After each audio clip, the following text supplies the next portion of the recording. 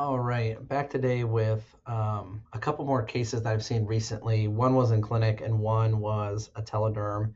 And I thought it would be kind of interesting to discuss these in parallel because there are two cases that I saw around the same time, and they both involved the fingers and the hands, which I thought was kind of interesting.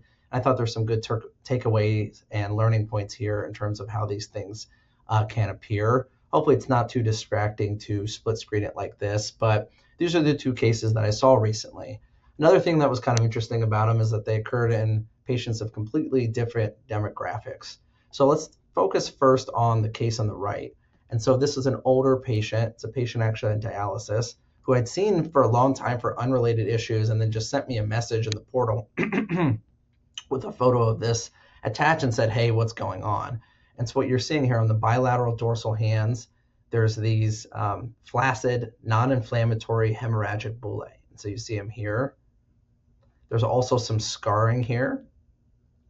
And then up onto the forearm is probably unrelated purpura. So more like solar actinic senile purpura here. And so what are you thinking here? So you see these hemorrhagic bullae. So it's a vesiculobullous disorder. They're non-inflammatory though. There's absolutely no erythema. They're not sitting on an erythematous to urticarial base. So the odds of it being something inflammatory like bullous lupus or epidermolysis bullosa acquisita, bullous pemphigoid, things like that are going to be very, very unlikely. So you have non-inflammatory blisters. Then if you look in the background, you see that there's scarring here, and scarring suggests chronicity to the disease. And so it suggests that this didn't actually pop up overnight. The patient might have just sent me a photo, but this is something that's been going along.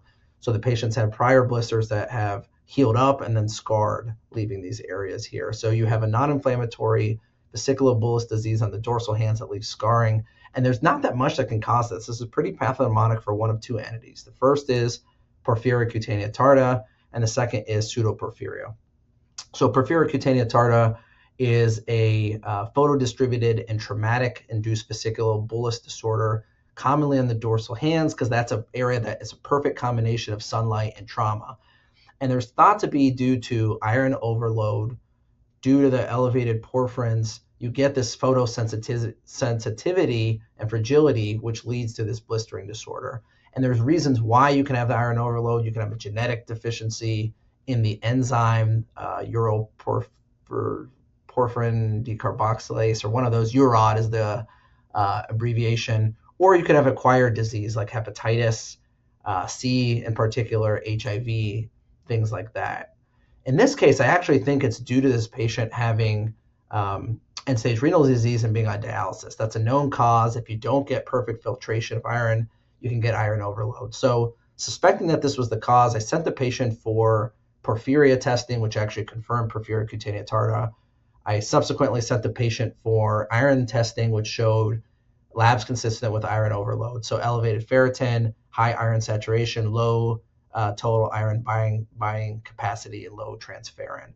And so my plan is this patient's going to see in about 2 weeks hematology, and they'll probably set her up for therapeutic phlebotomy. This is actually my second case of PCT. I saw a case about 3 years ago. And I think this really highlights a lot of cool things.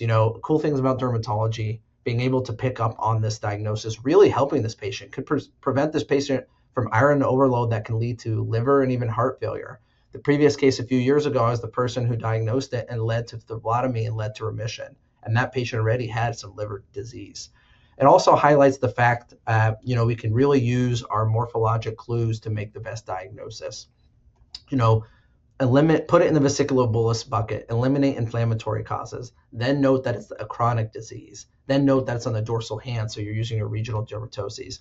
This puts you into a very specific camp of PCT or pseudo-PCT. Pseudo-PCT would be a similar phenomenon where you get these same blisters. It looks clinically and histologically identical, but the porphyrin levels are normal, and that's commonly caused by some medicines like NSAIDs. I think tanning bed use is a classic board's example. So this is porphyria cutanea tarda. I think dialysis induced, classic clinical findings here, and really good teaching points for all the things we mentioned, and great case. So I'm about to run out of time, so I'm going to stop here, and then the next video is going to talk about the case on the left.